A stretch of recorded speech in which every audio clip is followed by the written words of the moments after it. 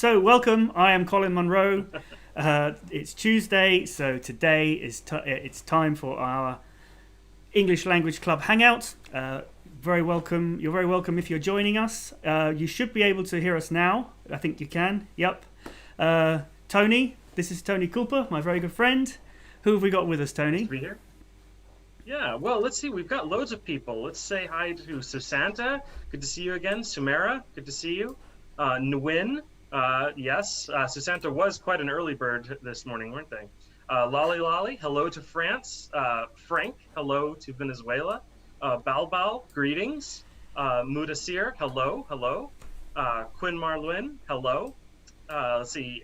Mandolin, hello again. Welcome back. Criminal Jati, I think. Hello again.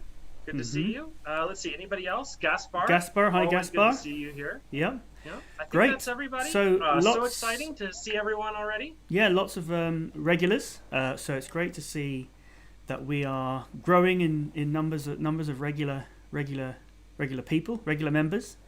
So as always, get your questions coming in because we rely on you guys to give us some questions so that we can talk about. We don't have too much planned in advance.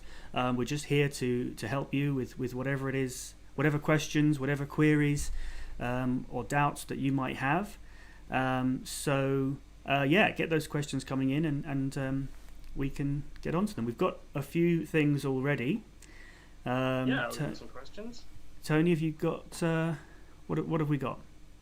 Well, let's see. Mudasir had a question, I think. Yes, Mudasir wants to hear the word environment in both a British and an American accent. See, that's a pretty cool thing that we can do here that you can't always get both a British and an American pronunciation of a word. That's true. Shall I go first? Yeah, go ahead. Okay, so environment. And you? In American? Environment. Yeah. So it is very the trick similar. To that one is it's very similar. Yeah, the trick is just the N is kind of silent. And it's silent regardless of your accent, I think. I can't imagine anyone saying environment. It's because it's actually physically difficult to say the N and the M together. And that's why the N becomes silent. Exactly. Yeah. There is a different word, the word in environs, which means your surroundings. And then you pronounce the word in that one. But when it's the N and then the M, it's not really pronounced. So environment. Yeah. And environs I feel like it's not really such a common word. No, it's not a very common word at all. No. Yeah. Okay, I think Criminal Jati, I see you're asking for medical terms again, and we have got a few that we will get onto, but we'll come back to that a little bit later. Let's see. Balbal says, I struggle to pronounce voiceless H, or voiceless and th with the sharpness like natives do. Any tip? Okay, so I think, all those sounds are voiceless, like you say, but they're all aspirated. So the sound is made by blowing air out. So it's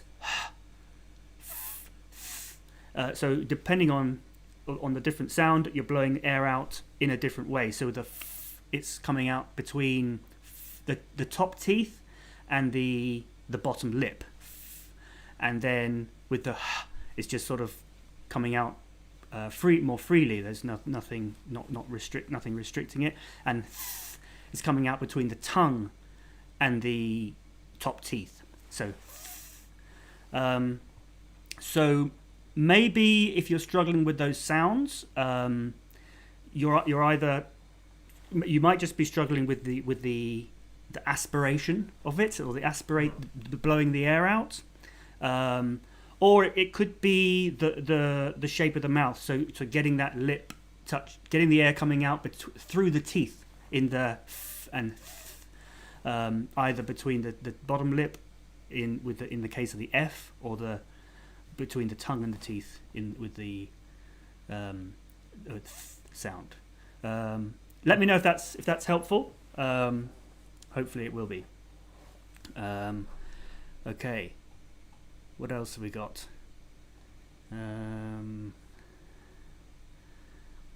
So. Okay, so Susanta said they have several questions. So the first one, I think, is if I were not going to the party tomorrow, I would have joined the trip yesterday. Is this a valid sentence? So this is a conditional, right? If I were not going to the party tomorrow, so you say were because it's not something that's actually happening, it's something that might be. Something hypothetical. And I would have means it's something that it's a possibility, it's an option, but it's not something that's actually going to happen. So I think that sounds about right. Yeah. If I were not going to the party tomorrow, I would have joined the trip yesterday. Yeah, I think so. It does sound a little formal to say if I were not going. I would if it was me, I would probably say if I wasn't going to the party tomorrow, I would have gone, I would have gone on the trip yesterday, rather than I would have joined the trip yesterday. But yeah, I mean, in terms of grammatically, it's that's fine. It's fine. Yeah. So, and actually, this question of when you use were as part of things that aren't actually happening, but could be conditions, we say, is something that's actually somewhat debated in the English community nowadays. Some people are very big sticklers on using the word were. Other people say, no, it's fine to use was. So just be aware, whichever one you do, there's probably going to be some people that are going to disagree with you, but it's an open issue in English right now. So it's not something you need to worry about too much, I think. Yeah. Yeah, so yeah, those sort of conditionals are one of the more complicated things in English grammar.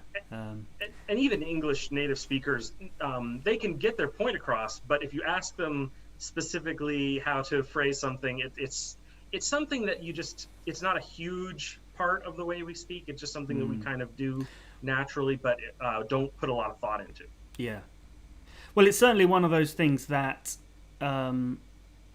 most native speakers won't know anything about the first conditional, second conditional, the zero conditional. Totally. You know, so, but it is useful if you're looking at it from a second if you're studying English as a second language to understand the difference between those things. But yeah, it's probably also one of the it's one of those things that's in that grey area between is it best to just understand it and acquire that naturally, and do I need to actually study and understand the grammar and from a more academic side of it. I think that's true. Yeah, and definitely conditionals are a tricky spot there because they're hard to understand the rules to, but they're relatively easy to just use if you kind of get the hang of it. So yeah, that's a tricky one. Yeah.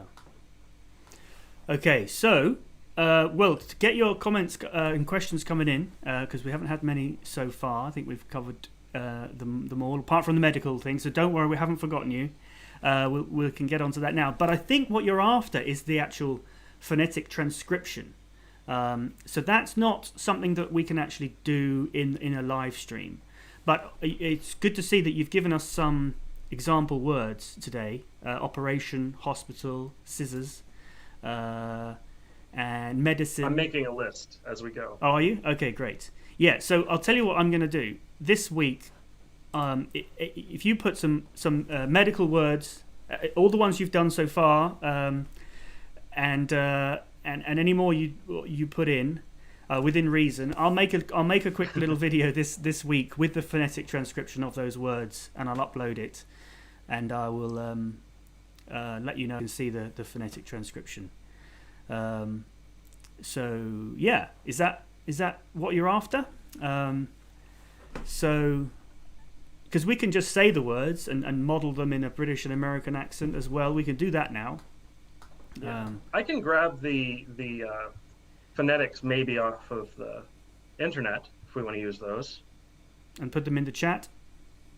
Yeah, I think I can. Well, anybody could do that. I mean, all you're going to be doing is Googling them, and No, but then we can model them and talk about the pronunciation if we want to. Yeah. Well, let's see how it goes. But I think that's probably something that's better to do in a normal recorded video rather than a live stream. In a video. Yeah, I think so. Yeah. Okay, we've got some more comments coming in now. So, Mudasir says, if someone asks you for dinner or lunch, etc., and you're not hungry, how will we gently refuse? Please teach us a couple of alternatives. That's a really good question.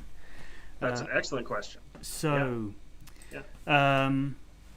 so the default would be to say, when you want to say no to something gracefully, the default is no thanks, right? Yeah, but that can be that's quite direct and could come across as quite rude. It can, yeah. It depends on how you say, or thank you another time. That's to say the main way, whether people mean it or not, the main way people say that they don't want to do something now is they'll put it off. They'll say maybe later, or another time, or let's do that next week or something. I would love to, but yes. But I can't. Yeah, whatever the reason is. I mean, I guess if you're just not hungry, you could say, "I would love to, but I've just eaten." That's something that would be quite commonly said.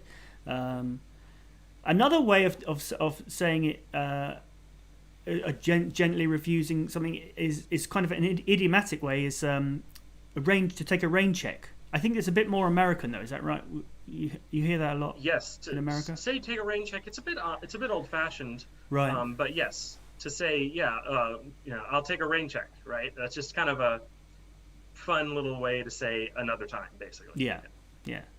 A rain check is used to be if something was happening, but you couldn't do it because it was raining. They would just reschedule it to another time. That's what's called a rain check. And why is it a check then? It's not like a check, like as in writing a check. It's not like you physically get a ticket for it. Or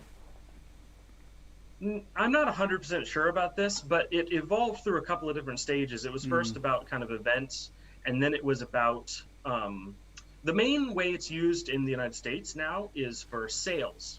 So if something is on sale and you go and they don't have it, what they used to do is they would give you a little slip of paper that explained that you came for the item that was on sale, but they were out. So next time they have that item in stock, you get the sale price on it. Right. And that's what a rain check is now. So there was an intermediate stage there where it was an actual physical piece of paper that someone gave you saying you couldn't do this because it was raining. So next time you can come in and do it for free or whatever. Yeah. Okay. So, any other ways to gently decline a dinner invitation? I mean, just go on. Just generally saying, like, basically accepting it and then putting a but. Like, that would be great. Or, I'd love so, to, but glad you asked. But I can't right now. Or, but I just ate. Or something. Or but I'm not hungry, or I'm not feeling well, or whatever. I guess it sort of depends on, because you say how in the question, Mudasir, you say if you're not hungry, but maybe this is someone you don't actually want to have dinner with at all. So then you might answer in a different way, but still not to be rude, but you don't want to sort of invite another. You don't want them to rearrange it for another time or something. I don't know. But yeah, so I hope that's helpful. Let us know. Okay, Susanna says, "I wish you didn't do it" versus "I wish you wouldn't do it. What is the difference?" Okay, well, I wish you didn't do it. That's past simple, and I wish you wouldn't do it. That is that's unusual. That's unusual. So because you see, it's the past tense of would. So I guess technically it's still the past simple tense, but when we use would in that way, would is the past tense of will, which is only. In this case, it's the would. It's the conditional would, though. Yeah. So it's like would or was or were versus would or will. So I wish you wouldn't do that is basically. It's either telling someone to stop doing something they're doing right now, or telling them not to do something that they're going to do in the future. Or something that someone does on a regular basis. I wish you wouldn't. That's I true. wish you wouldn't Yes. do that. Yeah. So like if someone is making a tapping noise and you say, I really wish you wouldn't do that. Yeah. Whereas I but wish you didn't wish do I that. That's didn't referring do to something specifically that someone did in the past, and referring Yes, to a specific occasion. Although, correct me if I'm wrong, but wouldn't you primarily say, I wish you hadn't done that? Yeah, I guess in that case, if you were referring to a specific event, a specific Yeah. occasion, I wish you didn't do that.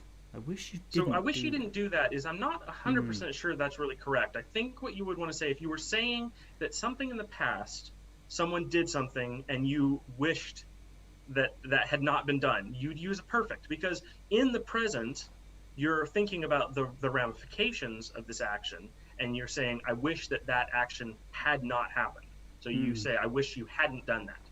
This you hear quite a bit. Someone does something, and then immediately they go up and someone says, oh, I really wish you hadn't done that. Happens in movies a lot, I think. Yeah, Someone does something they think is a heroic action, and then it turns out to be a terrible idea. Yeah. So one is about, it's about either now or the future. You're telling someone you want them to not do something when they have a choice, which is obviously in the future, because you don't have any choices that aren't in the future. So when you say, I wish you wouldn't do that, you're asking them in the future to do something differently. Whereas I wish you hadn't done that is expressing regret. Yeah. Something shouldn't have happened, but it did. Yeah, and I think you're right, actually. I wish you didn't do that. That would be less common. We wouldn't say that, because you did. It is something that actually happened. So yeah. Yes. Okay. Armin Abrahamyan. Native speakers pronounce the indefinite article a. Is that right? No, we say I. So it would be like the phonetic transcription would be like a, the AI, as in but it's a diphthong sound. So it's a single syllable, but it's two sounds, but sort of joined together in the same syllable. So I. You can see normally with most of the sounds in the in the phonetic alphabet. I'll just bring up the chart now, so we'll lose Tony a second. Here we are. So you wrote this one, but that's A. The sound. This would be the definite article I. And yeah, as I was saying, in general with the diphthong sounds, they are two sounds made within the same syllable. So you will, with all the other sounds, all the consonants and all the other vowel sounds, your mouth will only be one shape when you make the sound.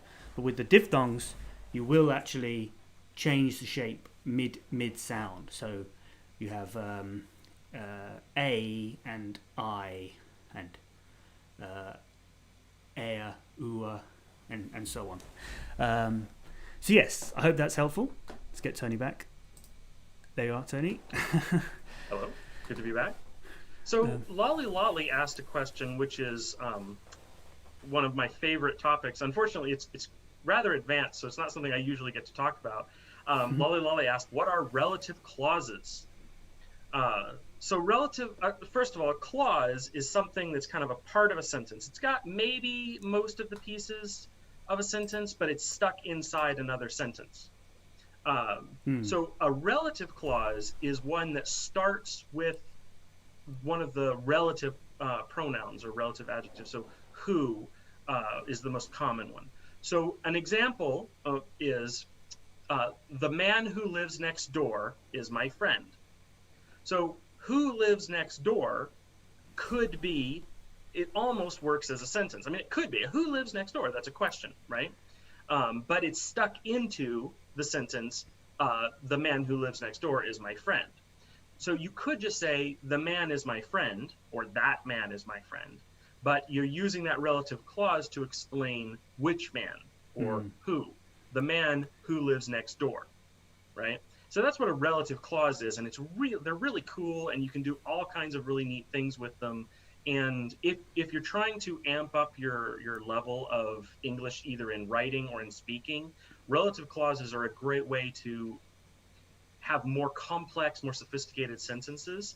But if you're not getting them right, it's not really working. So it's kind of it's an advanced topic, but one that I personally really like. But basically, what you're doing is you're sort of breaking a sentence in order to add in a little bit more information. Yes, exactly. Now that information can be just extra information, or it can actually be really defining what you're talking about, because you have non-defining and defining relative clauses. Now, in the example that you gave, that was actually a defining relative clause, because what was it you said? The man who lives next door. The man who lives next door. So I'm telling you which is my man, friend. right? Yeah. So if you just said, if you took out the relative clause, the man is my friend, or we don't know which man you're talking about. But when you are specifying it when you add the relative clause, the man who lives next door. But if you were to say something like, my friend Tony, who has a very long beard, is very intelligent. That would be another example of a relative clause, but that's non-defining, because I've defined who Tony is outside of the clause. Yes, my friend. Yeah, I mean, so if you took that clause out, my friend Tony is very intelligent, it still makes sense, and we still know exactly what we're talking about. So there is a difference between defining relative clauses and non-defining relative clauses, and I think there's also a difference between how they are punctuated. Yes, usually you put a non-defining clause in commas. Commas. Yeah. Right. Or sometimes parentheses or brackets. Yeah. I guess that's because the easy way to remember that is because it's in commas, because you can take it out and the sentence still makes sense. Yes. So you've sort of that's always a rule I learned when I was a kid. It's very easy to remember. If any section of a sentence could be taken out without, like, if it's information that you could take out and you'd still be able to understand the sentence completely, it usually should be in commas. Yeah. Extra information. They're actually called parentheticals, even if they are in commas, not parentheses. Oh, right. Okay. Great. Okay. Actually, I have a question. Can I jump in? Use the fact that I'm one of the hosts here. I get to. Yeah, of course. Ask a Question for me or question for the audience? I have a question for you. Actually. Oh, right. Okay. So Hope I can answer. teach in Canada, and one of the differences between Canadian and American English is the word parentheses. Typically in Canada, they use the word brackets instead of parentheses. Yeah. Now, I have a bit of a background in typography, so there's a technical difference between brackets and braces and parentheses. But just in terms of how it's used in everyday language, Americans use the word parentheses and Canadians use the word brackets. And I was wondering if that's shared with British English. Yes, that is. So the word parentheses was completely foreign to me until, growing up, and it was something that it never came into my education. We always use brackets, whether we're talking about something in a word, putting a word in brackets, or even in mathematical formulas and things like that. We use the word brackets. Whereas I know it was only when when YouTube came along, really, and I started to learn some things from YouTube, and I started seeing that word parentheses being used in programming and mathematical formulas and things. But so I think we use the word brackets, and then we have different types of brackets. We talk about square brackets and normal brackets. Yes. And, but parentheses doesn't ever really come into British English, as far as I'm aware. But we know what it means. Yeah. Parenthetical, though, that still works in English? Maybe, but it's not exactly a everyday word. No, parenthetical is certainly not an everyday word. No. It is in like editing and publishing is the only thing, because it usually means it can be taken out. Yeah. Great. Okay. Okay. So we've got a question from Bal. What is the meaning of "boy, could he dance"? its order is irregular. So go on, Tony. Yeah, this is actually something that's interesting. Now, we one of the core ideas of the Inside English is that, like, when we're peeling back all these layers and looking at the most, the simple rules that tie everything together, is that the order of sentences in English is pretty regular, right? This subject, verb, a subject, auxiliary, and then main verb, right? And when you change the order, something is happening. The most common example is when you put something into a question form, right? You move you invert the subject and the auxiliary, right? Now, this is part of a broader rule that says when you change the order of words in a sentence to show that something is up, something is weird. And the main way that that's used is to show emphasis. So if you're not sure why, and you see the order of a sentence reversed, probably the reason is to emphasize. Because when you say it that way, it still makes sense. You understand what it means, but it sounds different, and so it grabs your attention. Yeah. So you see this a lot, words mixed up in poetry, in idioms, in slang phrases, and in really quotable quotes, because the person has changed the word order to create an emphasis that makes it stick out and be noticeable. So when they say, it was the boy, could he dance? It's an emphasis. It's not. You're not just saying he could dance. You're saying, could he dance? It's an emphasis. Yeah. And grammatically, structurally, that's a question. Yes. So it's sort of turning it into a rhetorical question. So you're sort of the speaker is asking for confirmation, or But then the other thing that's going on here is the word boy. That is. It's in this context, it's synonymous with wow. Yes. And I feel like that's... You're not saying that the person who could dance is a boy. No. It could be a 70-year-old man, or you say, boy, could she dance? Yeah. Right? Yeah. And I feel like that is more of an American thing, and maybe even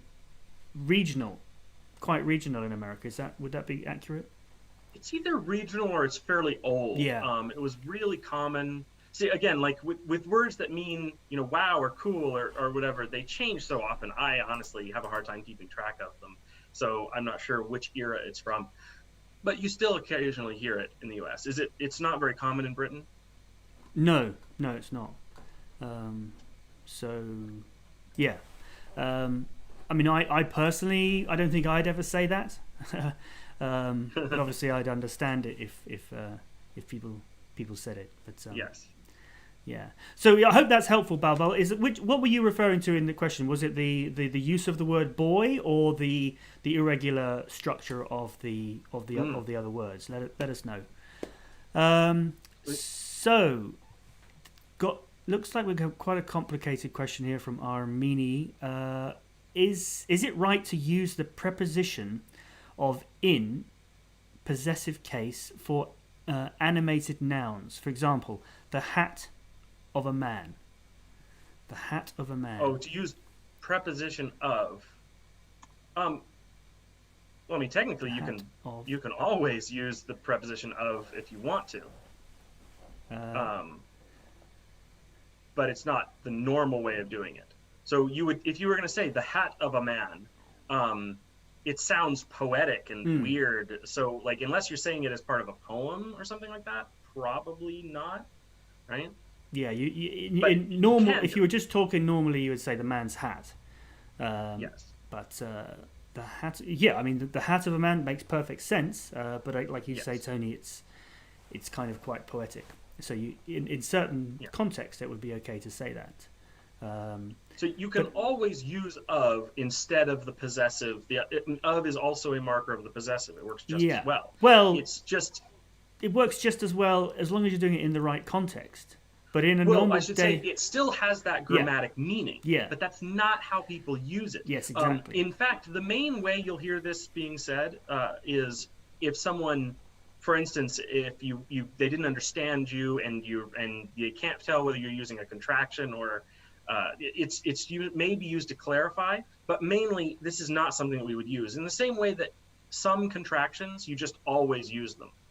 They're way more common than not being used. Same thing here. It's a construction that we almost always use the short version of without the of. Yeah. Okay, so let's see. Susanna asks, what does unilateral mean according to politics? Unilateral. Well, this is Latin. Unilateral. Uni is one. Lateral is side. One-sided. Right. In politics, it actually usually means two things, or one of two things. If a country or a group does something without consulting the other side, they just do it and they don't get permission. That's called unilaterally. As opposed to bilaterally, bi is Latin for two, where you make an agreement with the other side to do this, or multilaterally, where everyone around agrees on doing this. So if one country does something without asking for permission, this is not always a bad thing. If countries right now, there are several countries that are just donating lots of medical equipment. They're not going and asking, they're just donating. I mean, the person could technically say no, and in fact, some countries are saying no to these unilateral donations. It just means that it's one-sided, but often that's negative in politics. The other meaning of unilateral is,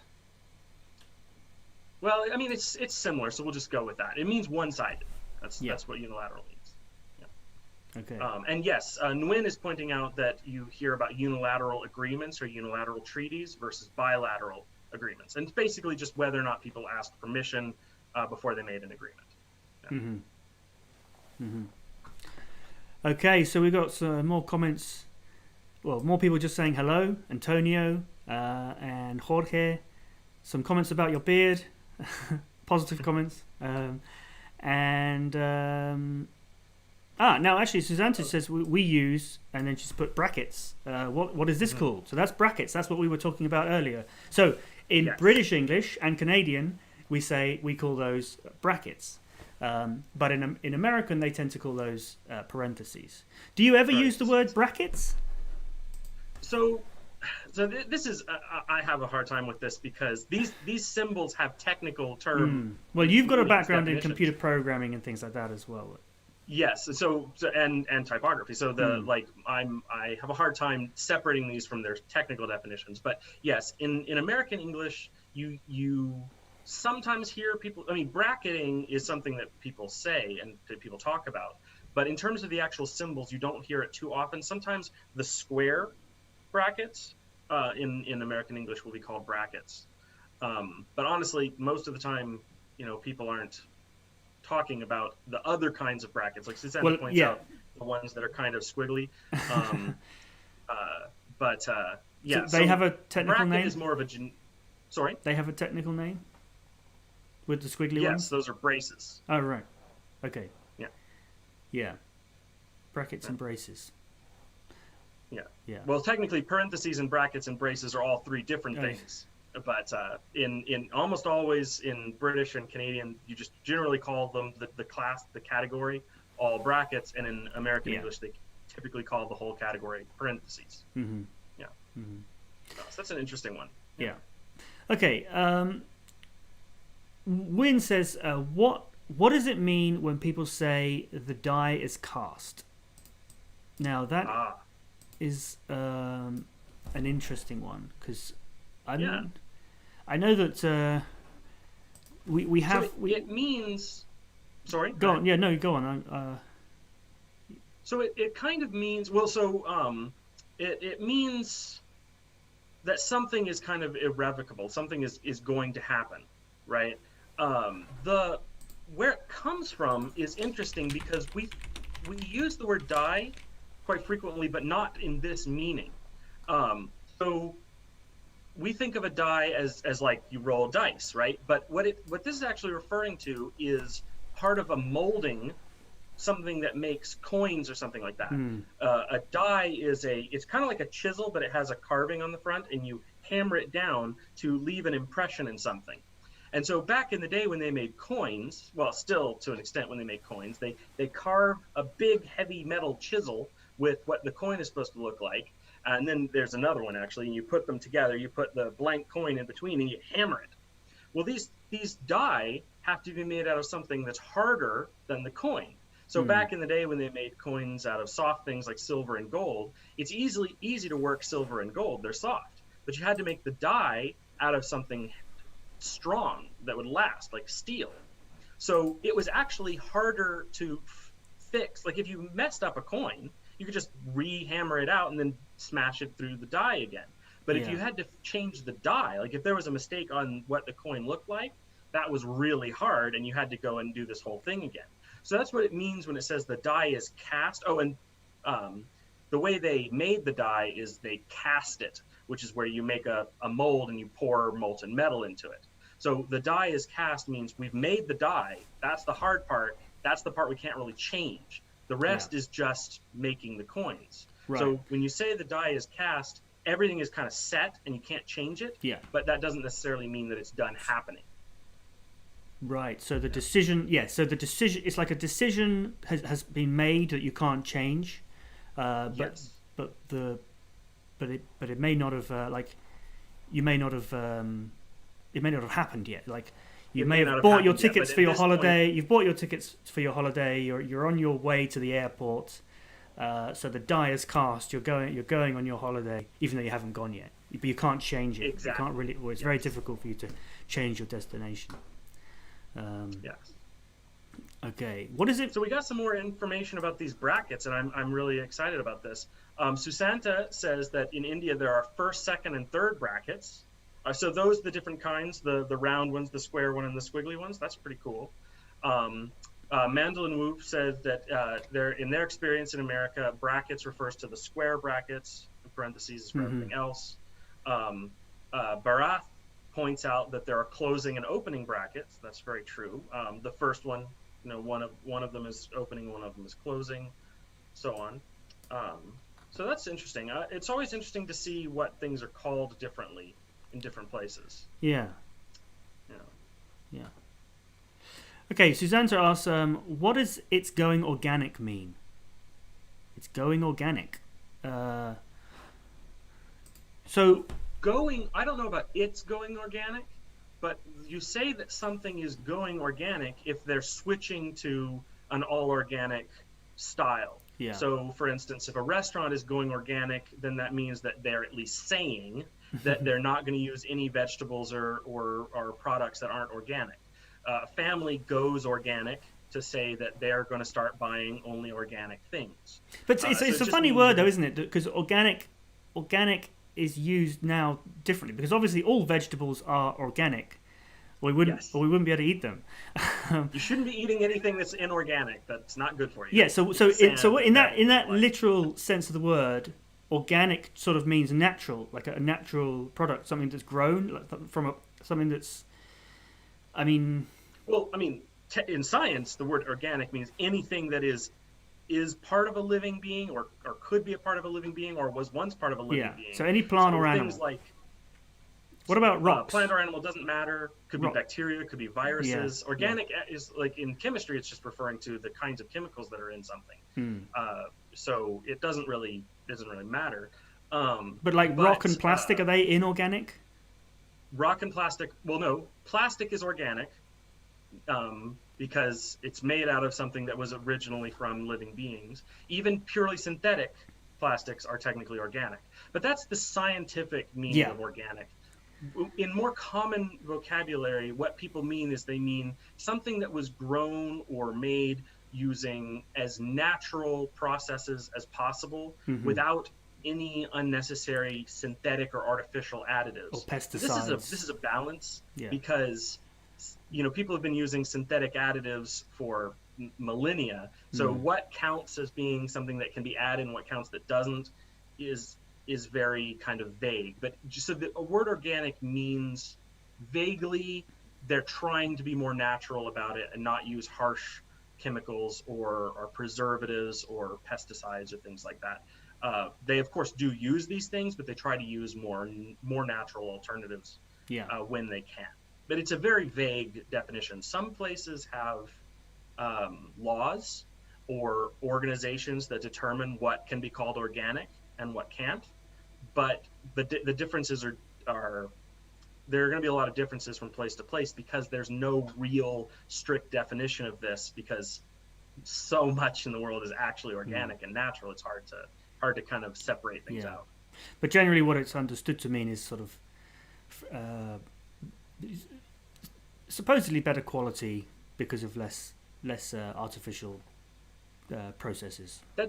That's the idea. People talk about it as if it was a higher quality, more natural, less artificial. Yeah.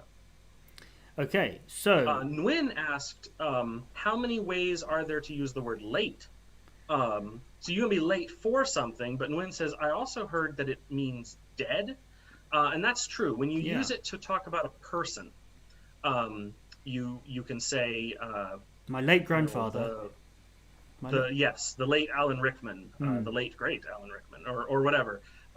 When you use it to refer to a person as the late person, it means that they've died. Yeah.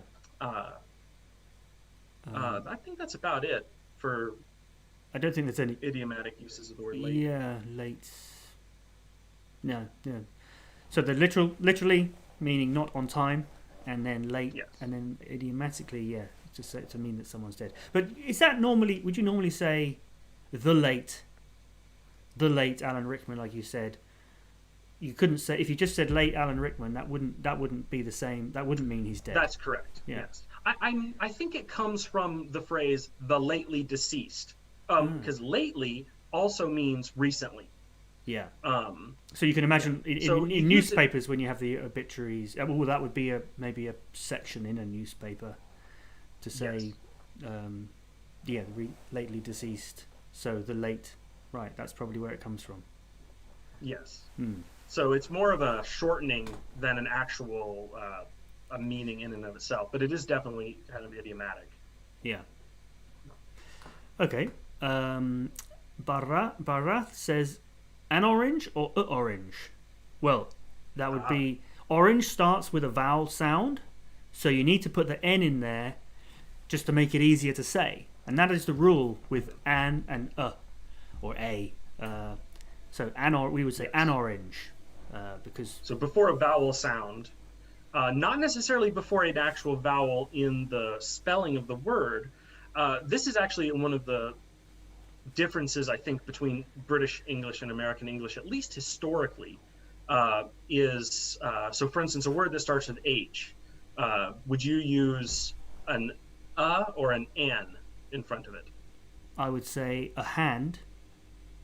Yes, a hand. What other H words? But you would say an herb. So herb is spelled H-E-R-B. So so herb is a great example of a word that we pronounce differently in British English and American English, because you don't pronounce the H, whereas we do. We say herb, whereas you say herb. This is something that's kind of, you hear a lot of both. You hear people say herb, you hear people say herb. Not in the UK. In the UK, only people say herb. But the opposite is true for some other words, at least historically. So, for instance, you see in a lot of old. I'm not familiar. I don't remember noticing this in more modern texts, but you used to see "an" before words that started with H, like an historical account, instead of a historical account, which you would definitely see in American English. Is that still current? No. Is that fairly archaic? Historical. Yeah, it would be a historical event. Yeah. Okay. All right. That's what. So that's definitely one I've seen, but it's not. But yeah, herb is a really good example. There are a couple of others where definitely the H is pronounced differently. I can't think of any more off the top of my head. Yeah. Yeah. So what was the original question that got us onto that? I can't remember. About the an orange or orange. Orange, yeah. Yeah, as a general rule, it depends on what the vowel sound, not necessarily the letter, but the vowel sound of the noun you're referring to is. Yes. So if it's a vowel, you say an. If it's not, you say or a. Yeah. But that is just what is physically easier, and that's why we say it. So it's quite easy to remember. Just say what feels easiest to say. So Susanna is bringing up the word hotel. So I would definitely say a hotel. A hotel. Because the H is very, very firmly pronounced there. Yes. Right? It's not like an herb where I don't pronounce the H, and so I use an herb, but I would say a hotel. Yeah, I think I can imagine people saying go to an hotel if they had a certain accent which sort of dropped that H. Like, so yeah. Armin brought up honest, and honest is definitely true. You do usually say it's an honest truth. An honest truth. Honest. Because you don't really pronounce the H in honest. Right? That's true in British not English honest, and American English. Honest. Right? And so the farther back you go, honestly, the fewer words beginning in H were pronounced with a hard H. And so you will see written N and then the word starting with H. But it doesn't seem to be commonly done today, except for words that you still really don't pronounce the H, like honest, or some people, the way some people pronounce herb. Yes, Armin, an honest man, an honest man. Good call. Yeah. So Susanta's got another question about the word would. Here it says the car would not start. Why did they use the word would here? So the car wouldn't start. Why do we say would rather than... Because we're talking about a specific event in the past. So why are we not saying the car didn't start? So this is it's intended to describe it as a conditional that, we wanted it to start, but it didn't. It was not necessarily the expected action. There's also a bit of a anthropomorphization going on here. It's like you're asking the car to start as if it were a person, and they won't. So I won't, right? So just to be clear, anthropomorphization, you mean talking about an object as like it's a person, like it's a living thing. Exactly. Like as if it had a will of its own. Yes. So would is also the past of the verb will, as in to choose to do something. I will to do this. Right. And so they're saying it won't, like I won't do it. As if the car was choosing, like it didn't want to. As if the car was choosing. Yeah. I think that's what it is. That's what it is. Because it is strange to do that. You would normally, you should, as it's just an object, a car, it's a machine. You should just say it didn't start, but. It didn't start. Yeah. So that's an interesting question. It's a good one. Mm. So it looks like we have a support member logged in. Yes. I was just going to mention that. So thank you very much, VL Narasimharao Yagatha. I'm sure I've mispronounced your name, so I do apologise. But thank you so much. I'm very, very, very happy to have you as a support member. We need all the support we can get. So thank you very much, and to all our other members who are here. I know that what's his name? Gaspar is here. So hello, Gaspar. And yes, thank you very much for your membership. Let us know if you have any questions. Any more questions? Where are we up to? Let's see. I think we've missed a few. Barath is asking if flossy-nosy helicilification is a word. And yes, it is. But no one ever uses it except to prove how long and obnoxious a word they know. So it's never, ever used except as an example of a ridiculously long word. Right. Okay. To be honest, I've never heard that word. I only know it because I have a brother who used to say it all the time. So what does it actually mean? A really, really long word. What does it mean? I have heard different things about what it means. And in all practicality, what it means is, hey, look at me. I know a really long word. Right. That's his modern usage. That's essentially what, yeah, like I've never seen it or heard it used in context, only as an example of a long word. Yeah. Okay. So. But it's a fun question. Yeah. Balbal says, in terms of speaking, when a verb followed by a preposition is phrasal verb, you don't stop between the verb and preposition. Am I correct? So you don't pause between the verb. Yeah, certainly in a phrasal verb you don't pause, but you don't necessarily normally, wouldn't necessarily not pause just because it's not a phrasal verb, right? Like you don't say I'm going to run up the hill. You just say I'm going to run up the hill, but you also say I'm really going to run up his credit card, using the phrasal verb run up, like as in get lots of charges set up to it. So there is a very slight difference in how they would be pronounced, in the sense that they are a little more connected when it's a phrasal verb, but it's very minor change. It's very minor. Yeah. It's not that you want to pause if you're not using a phrasal verb. You just say it a little bit more connectedly if it is a phrasal verb. Yeah. Okay, where we get to? So Armin Abrahamian brought up the question they had earlier about the indefinite article and why the indefinite article is pronounced in two different ways. Because of course you've got the word an, or an, but you've also got or a.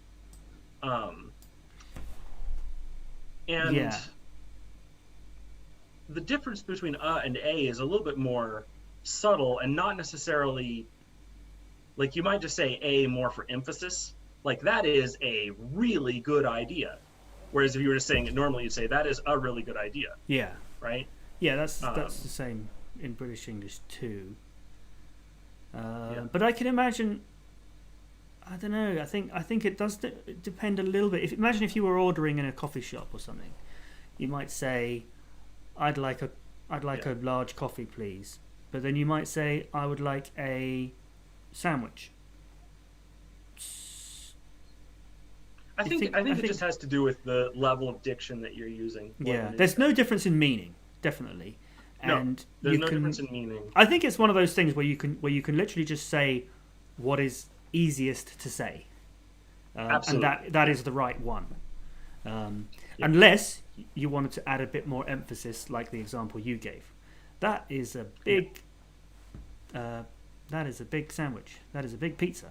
That is there's a big pizza. Sorry, so a can be more emphatic, can give more emphasis.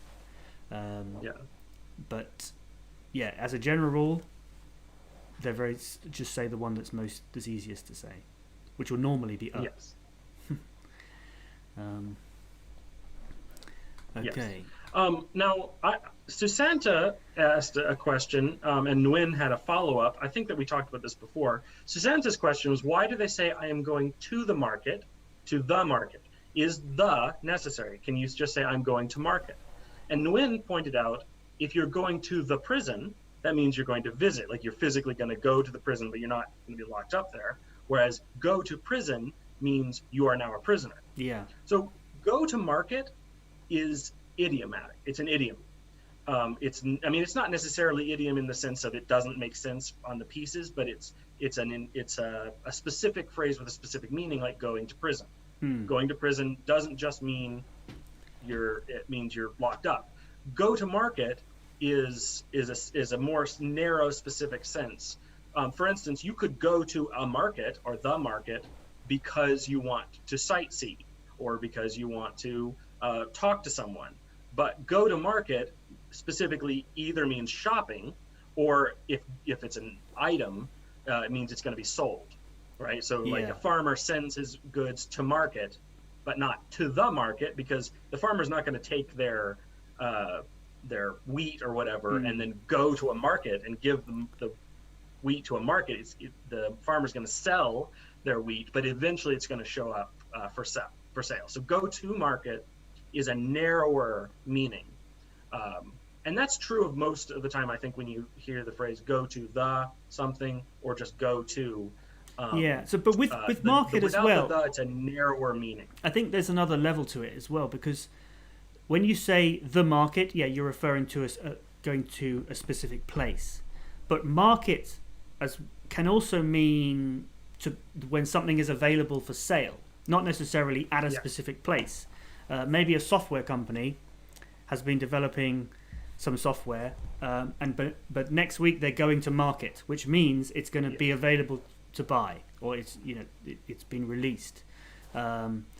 So it's not going to a specific place, but it's just starting to be available for sale. So yeah, but if you go to market, if a person goes to market, then that normally would mean they're selling something. Yes. We are developing a course called Inside English, which will be available on our website, which is englishlanguageclub.co.uk. But the course is not finished yet, so we haven't gone to market yet. But we will be going to market quite soon. So make sure you join the mailing list and subscribe to the YouTube channel, and keep watching these weekly Hangout videos to get more information about that when it's ready. So let's see. So Armenia, I think, wants some clarification about previous question. You answered my question, but I wanted you to explain why we pronounce the indefinite article in two ways. I don't have the phonetic symbol on my keyboard to show them. So that was about the or a. Or a, yeah. Yeah, so I think the answer to that was we just say the one that's easiest. There's no difference in meaning. You say you normally say the one that is just easiest to say, which is normally but sometimes a. Or if you want to be more emphatic and to emphasize something, you can use a. Mohit Singh says, please say my name. Mohit Singh. I hope that's the correct pronunciation. Or is it Mohit? Mohit. Either Mohit or Mohit. Mohit Singh. Let me know if I've said that right. Okay. So. Nguyen asked what the difference between up to my neck or up to my ears, and which one is more popular to use in reality. Honestly, I think both are fine, and there really isn't a difference. You can also say up to my eyeballs. Yes, that's another up to my neck, I'm up to my eyeballs, I'm up to my ears, I'm over my head. They all mean basically the same thing, that it's a lot, and it's a lot to deal with. Well, I think if you say over my head, that's a different meaning. That means that it's too much. It's you've lost the battle. It's too much for you. But if you say you're up to your eyeballs, it means you're just about coping. But it's really difficult. You're keeping, or up to my neck. We also say the same. We also say I'm keeping my head above water, which means you're up to maybe your neck or your ears or your eyeballs, but no higher. Right? Yeah. You're not in over your head. That's funny. It's interesting. There's a whole group necessarily which one's more popular. I think eyeballs and ears are a little bit more informal. Whereas if you're being formal, you say I'm up to my neck in work, or something like that. But it really doesn't. I don't think it makes a huge difference. Yeah, so they're all interchangeable. But interesting that there's like a whole sort of group of idioms that are all based around that image of somebody drowning. It's a pretty powerful image. Yeah. Great. Well, I think it's been an hour, so I think we will draw things to a close now. You noted down those medical words that people are asking for, didn't you, Tony? So I did, yeah. I will make a quick video this week with the phonetic transcription of those words, and I'll put that out. Maybe I'll make some Instagram posts as well. So if, Instagram is something that I've done a little bit of in my own name before, but I've recently started the sort of English Language Club Instagram. There's not a lot of content there yet, but we are definitely planning to put a lot more there. So if you're not already following us on Instagram, then make sure you do that. I think if you just search English Language Club, you should find us. So yeah, thank you very much for watching, and thank you again to VL Narasimharao for the membership. And as a member, you will get access to a few little behind-the-scenes videos, as well as these videos. So make sure you check those out while you can.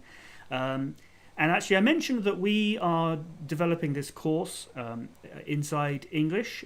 Very soon, this week, Tony and I are planning to have a chat and go and have a sort of read through of all of the first 4 modules. So that's going to be at least 12, maybe more lessons. So covering the basic, the fundamental structure of the English language, how it actually works, and then looking at all of the tenses. And we're going to record that read through, and that will be available for members. So if you want to get a sneak peek of what the Inside English course is going to be all about, then you can join us. Join VL Narasimharo and become a member, and you will get to see that video. And that's going to be a long video, and it's going to be very informative because it will cover all of the tenses.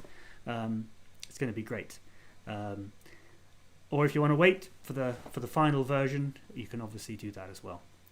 But anyway, thank you very much for watching, and we'll be here again next week. So we will see you then.